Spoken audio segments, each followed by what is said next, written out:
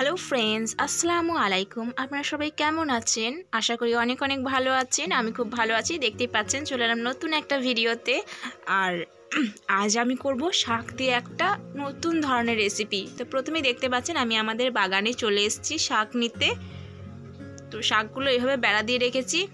তো আমাদের বাগানে দেখুন অনেক রকমের গাছ আছে, মানে এখন সবে লাগিয়েছি, বড় হয়নি। তো এখানে অ্যালোভেরা গাছ আছে এখানে দুটো, এদিকে বেগুনের গাছ লাগিয়েছি, এদিকে টমেটোর গাছ দেখতে পাচ্ছেন, এগুলো বেগুন।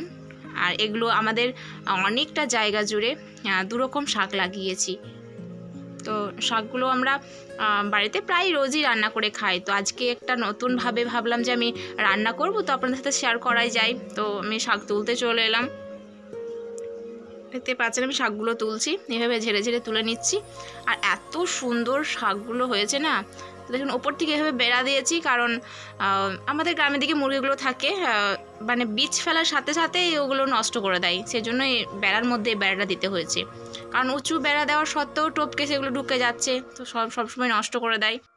তো ফ্রেন্ডস, দেখতেই পাচ্ছেন আমার অনেকগুলো শাক তোলা হয়ে গেছে। এরপর আমি বাড়ি গিয়ে রান্না বসাবো। আর বন্ধুরা, আমার ভিডিওটা পুরোটা দেখুন, একদম না টেনে কোনো স্কিপ না করেই দেখুন, আশা করি খুব ভালো লাগবে। তো প্রথমে আমি শাকগুলো কেটে নেব।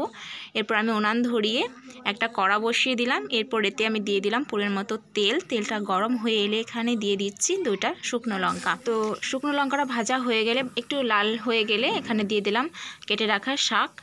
শাকটা খুব ভালোভাবে ধুয়ে পরিষ্কার করে নিয়েছি। আর এটা শাক যেমনভাবে কাটে, আমরা সাধারণত যেভাবে কাটি ওভাবে কেটে নিয়েছি। তো দেখতেই পাচ্ছেন শাকটা প্রথমে আমি ভাপিয়ে নেব। ঢাকনা দিয়ে কোনো রকম জল দিয়ে ভাপাবো না, এটা জাস্ট আমি নাড়তে নাড়তেই জল বেরিয়ে আসবে এই শাকটা থেকে। তো এখানে আমি একটু লবণ দিয়ে দিলাম স্বাদ মতো।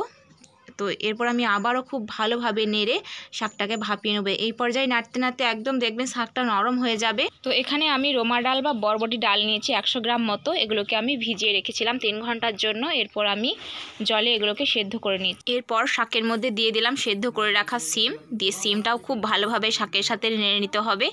তারপরে আমি দিয়ে দিলাম বরবটি ডালটা প্রায় 10 মিনিট মতো, মানে 90% সেদ্ধ হয়ে গেছে। তারপর আমি শাকে ব্যবহার করছি। তো 5 মিনিট মতো খুব ভালোভাবে বরবটি ডাল এবং শিমটা কষিয়ে নিয়েছি। এরপর আমি এখানে ব্যবহার করছি পোস্ত বাটাটা দেওয়ার পরে আমি খুব ভালোভাবে নেড়ে নেবো যতক্ষণ না পোস্ত বাটার গন্ধটা চলে যায়। আবারও আমি 5 মিনিট পোস্তটার সাথে শাকটাকে কষিয়ে নিয়েছি, খুব ভালোভাবে গন্ধ চলে গেছে। দেখতেই পাচ্ছেন কত সুন্দর লাগছে দেখতে। তো এরপর যে আমি বাটি ধোয়া একটু জল দিয়ে দিলাম, দিয়ে আবারও খুব ভালোভাবে আমি নেড়ে নেবো। তো রান্নাটা একদম কমপ্লিট হয়ে গেছে। তো অবশ্যই আপনারা একবার বাড়িতে বানিয়ে দেখবেন। শেষ পর্যন্ত দেখার জন্য আপনাদের অনেক অনেক ধন্যবাদ। আর এই শাক রেসিপিটা যারা শাক পছন্দ করে না তাদের ভীষণ ভালো লাগবে, তাদেরকে একবার বাড়িতে বানিয়ে খাওয়াবেন।